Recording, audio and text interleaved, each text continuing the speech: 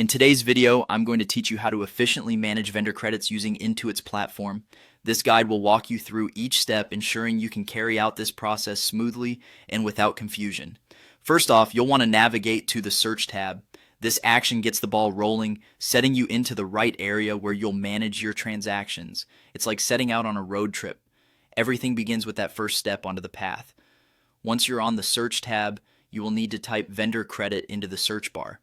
This search will bring up options related to vendor credits, making it easy to find exactly what you're looking for without sifting through an endless sea of financial documents. Now that you've found the vendor credit section, it's time to click on Create.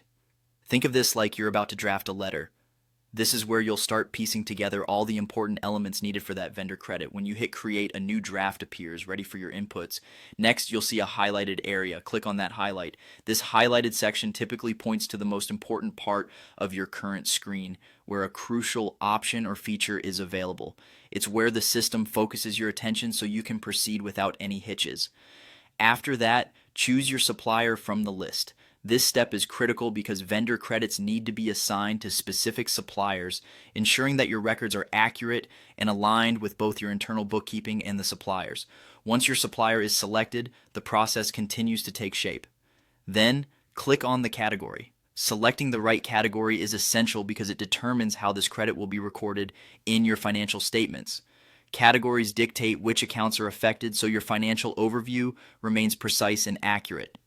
Now type in the amount for the vendor credit. The amount is crucial because this is essentially the value of the credit you're applying. It's detail-oriented, yes, but getting this right saves you future corrections and potential headaches. Finally, click on Save and Close. This last step wraps everything up neatly, ensuring all your inputs are recorded and filed correctly within the system. It's like sealing that letter and sending it on its way. By saving and closing, you're confirming that all the details are accurately captured and your task is complete. And there you have it, a seamless way to handle vendor credits in Intuit.